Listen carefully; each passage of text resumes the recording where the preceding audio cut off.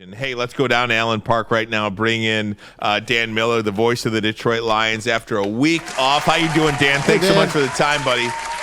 Good to see you guys. How you doing? Doing fantastic. Doing fantastic. First things first, got to ask you about the Tigers, man. Just this incredible run, and it continues tonight. Game 4, closeout opportunity. What do you make of it? Yeah, it doesn't make sense, to be honest with you. I mean, by traditional baseball rules, having basically one starting pitcher, sometimes Olsen, but for the most part it's Skubal, stringing together just bullpen game after bullpen game and all these guys that are pitching at such a high level. A lineup that when you look at it, Meadows has been terrific since he's been back. Green has obviously played at an all-star level, but you look around, there's not a lot of other guys that you would look at and say, boy, he's raking right now. But A.J. Hinch is pushing all the right buttons. And sometimes in sports, things just happen. Guys get confident, and they find a way to get it done at the right time. And that's what these guys are doing. It's funny. I was having this conversation with somebody the other day, and it's like if you look at this team and you started projecting it next year, you wouldn't say, okay, it's definitely the Tigers and blank, but they've been able to do it this year. I think some of it defies logic, but sometimes sports isn't logical. One thing that is logical is that this bye week, I'll tell you, came at a pretty good time to get some guys healthy, it looks like, Dan. I mean, you probably, if you could draw it up a little bit better, would like a bye week to come more in the middle of the season, but it really seems to benefit a lot of guys like Frank Ragnow, Alex Anzalone, some of the guys that were dealing with things, Brian Branch. Yeah, I think so. And I think that you're right. When you looked at the schedule, it felt like, week 5, man, that's really early. You'd like to have it a little bit later where you get a mid-season break and then you go on for the last stretch run. And, Dan Campbell talked about that. He said one of the reasons he really wanted his guys to concentrate on getting some rest during this bye was because, man, now you got a 13-week run where you've got to be ready to go every single week and then into the playoffs if everything goes as they hope. So there's a grind ahead for them. And yeah, I think, look, everybody's been on the practice field this week. Obviously not the guys that have been put on injured reserve, but all the players that are on the 53-man roster have been out there and are expected to play, barring anything unforeseen this week in Dallas. So I think getting these guys a week right now, Ragnow in particular, as you mentioned, Brian Branch, who was, sick after coming off that concussion. The concussion got out of protocol, then got a virus. So, yeah, I think it comes at a good time for them. And I think now you look at a couple of critical weeks coming up here where you've got to go to Dallas, which is never easy, NFC game, want to win it. And then you're going to play the 5-0 Vikings, who are off this week. So they're coming off a bye when you get them, and they're going to be unbeaten by the time you arrive. So a really interesting stretch coming up here for this team. Hey, Dan, when you look at Dallas and when you look at the Lions, really, they have seemingly ended every streak you could possibly stop, except the Super Bowl streak that hopefully changes this year. And this losing streak to the Dallas Cowboys, 6 in a row, haven't won since 2013. They put that one against Seattle to bed. Do they talk about this stuff? Do they know these things out there exist? Yeah, definitely. Dan Campbell talked about that. He said, that doesn't make you very happy when you lose 3 in a row to Seattle, and came back and he said the same thing about Dallas. They've gotten us, 2 games in a row. And the thing about those games is they were winnable games that you can certainly feel like you let get away. The game a couple of years ago, people forget, they had the ball at the 1-yard line going in to take the lead. And Jamal Williams fumbled, which Jamal Williams never did. Mm-hmm. And Dallas took the ball at that point, and then they went on to win that game. And if you look at last year, we all know what happened at the end of the game. And Jared was asked about that this week, and he said, that's obviously on our mind, but more so it's the fact that they've beaten you the last 2 years. So there's no doubt that there's a lot of reasons they want to get this division, win total, NFC, possible tiebreakers down the line. But, at its core, too, you're a proud athlete, and these guys know they're a good team, and Dallas has had their number 2 years in a row, and they want to find a way to take care of that. NFC North, Dan, is the best division in football. I thought it was going to be the AFC North for a couple more years, but I knew the NFC North was nipping at their heels, and they are for sure the best division in football, and all 3 of those teams won last week when the Lions were hibernating for the week. Now you come back and you want to play Dallas at Dallas again. and last year hanging in the balance. This is a Dallas team that really does not have the running game, even from last year. They have Ezekiel Elliott and little more than that, little less than that even. This team is so beatable. This is a big game for the Lions. They got to win this game to me. Yeah, it's a tough place to play. We know that going in. And, it was interesting if you watch that last game, they started using Dowdle a lot at running back. Yep. They really worked Tolbert into the offense at wide receiver.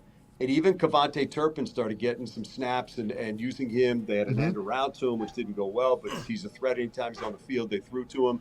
And then CeeDee Lamb, who torched the Lions last year, and they got an outstanding tight end. So, look, it's going to be a challenge, and they're beat up on the defensive line, but they're the best team in the league against the run over the last 2 weeks. So sometimes injuries don't always make you dip in terms of production. They're missing two game-changing guys. We'll see about Parsons. We know DeMarcus Lawrence isn't going to play. But look, you go into this game, and the Lions are a good football team. Regardless of where Dallas is, the Lions are going to feel confident going in against pretty much anybody in this league. And they got to find a way to go on the road and get a win and beat this team. I was impressed by some of the things that I saw them do against the Steelers the other night. I thought they did some good things. I thought Dowdle ran the ball really hard, and Dak was spreading the ball out and knew how to use some guys, and obviously had the game-winning drive at the end. But look, the Lions are coming off their best game of the season against Seattle offensively. They scored in all 4 quarters. They made the Seahawks chase them the whole game. Man, I know they gave up 500 yards, and maybe I'm just, whistling in the wind here, but I just felt like their pass rush was this close all night. And I tip my hat to Geno Smith for what he did in that game and having a big outing. But I just feel like that rush is really close to being a big difference for this team. And if they can close that up and get to Dak, you can change this game. Hey, Dan, I watch a lot of football, okay? I think There we go again. Right. No, but listen, I don't think there's a team in the league better than the Detroit Lions. I mean, Minnesota struggled against the Jets. Kansas City struggling a little bit. I look at the Lions, and I do truly believe they're the best team right now in football. Do they believe they're the best team in football right now? I think they believe they have room to improve, and I think they know they're good. Now, you can parse that and say, well, are you the best team in the league? Well, I don't think they'd make that statement because that doesn't do you any good right now, and you got to prove it. And I think Kansas City, with all those Super Bowl rings, could certainly make a case. But, Ryan, I think the point's well taken in that they're not going to take a backseat to anybody. And I think if there's one thing that's really had to change in all of our minds, it's the doubt that we have about the Lions when they would go into a game. I think we used to be kind of confident, but there was something in the back of your mind that would say, yeah, but something's probably going to go wrong. But, man, you look at these guys, they figure out a way to overcome things. We've talked about this a number of times. They were one of 2 teams in the league that didn't lose 2 games in a row last year. They haven't lost 2 games in a row since October of 22. It's really hard to do, and a great statement about Dan Campbell and his ability to get this team ready to play. And I just think that's it, best whatever. They're really good.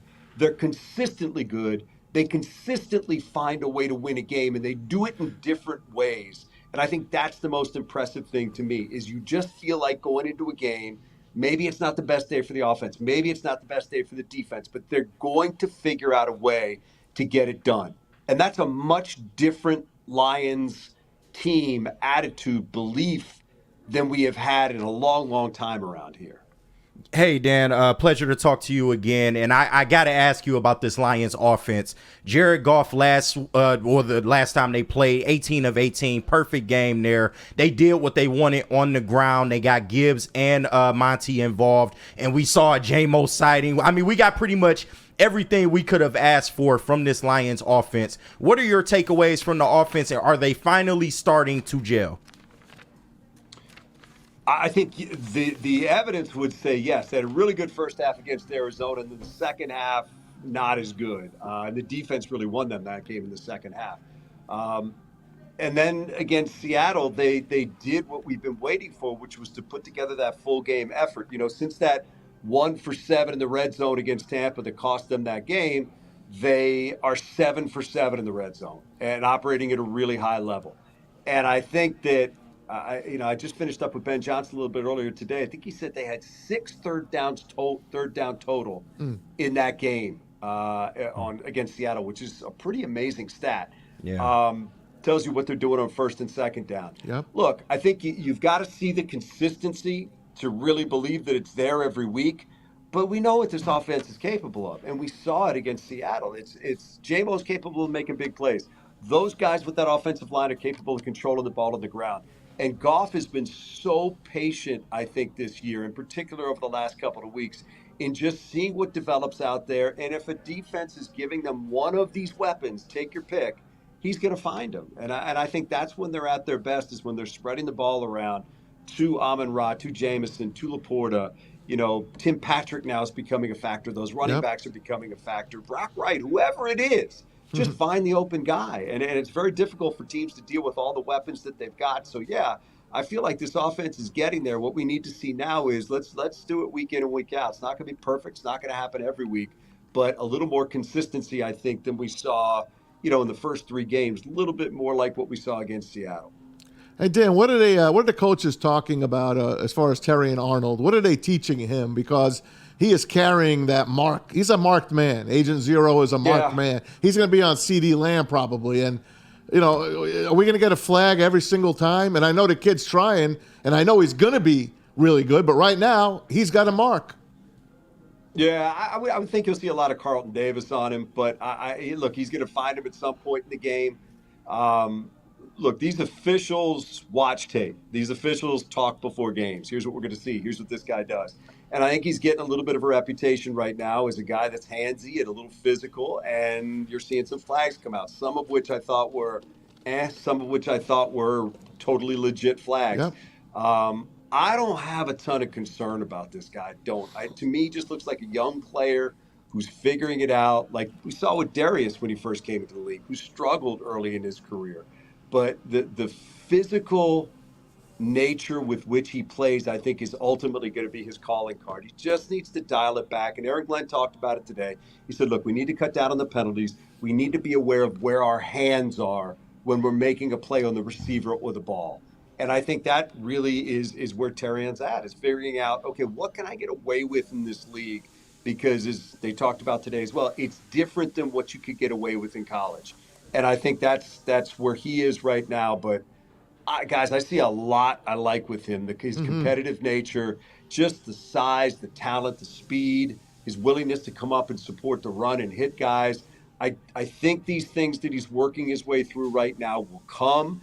It doesn't mean it's going to be this week. There will be some more pain along the way and some more penalties. But I've lost zero faith in his ability to be a really good player in this league, and I think it's coming. I really do. Awesome. Yeah, Dan, speaking of the defense, I got a 2-part question here. Aiden Hutchinson has been on an amazing run this year, man. I think he's still leading the league in sacks. He didn't have a sack in that Seahawks game, but his pressure numbers were, at the top as well. But it appears we may have a problem on that opposite side yet again with Marcus Davenport being put out for the season. Can Hutch keep up the run that he's been on, and do the Lions once again need to be on the lookout for another edge rusher? Yeah, I think they will. I think they're always willing to look at it. I mean, is it in the DNA of Brad Holmes to swing a trade for Montez Sweat? We haven't seen that. I mean, we really haven't seen him go out and do that yet. Maybe if he feels they're close, he does it. I just don't want to say, yeah, they're definitely going to do that when it really hasn't been his MO yet. So, again, and it flies in the face of what the stats tell you, but I thought their rush against Seattle was really close. And I think you're seeing Levi play well. I think, Reeder, I just got off the field with him, talking to him out there. He's just now starting to feel like himself. And I think he's going to be a factor. Aleem is a factor. Pascal, the coaches love what they're seeing out of him. He's got to become more of a factor in terms of rushing the passer. And other guys just have to stay up. To me, the wild card is Levi, because he's getting back there. He's getting to the passer. And he is a guy that if he stays healthy and continues, remember, he hasn't played a ton of football in the last 3 years. he's still figuring things out, I think, and realizing what he's capable of. And I believe what he's capable of is pretty significant if he can stay healthy. So I agree. It is significant that Davenport is gone and not there because he looked like a really nice compliment. But it just means other guys have to step up. I mean, look, Dallas still has to rush the passer without Parsons and Lawrence. It just happens in this league. So other guys have to come up and make plays. And we'll see if I'm right or I'm wrong. But I feel like they're not that far off. And it's a lot of different guys chipping in and obviously Hutch leading the way.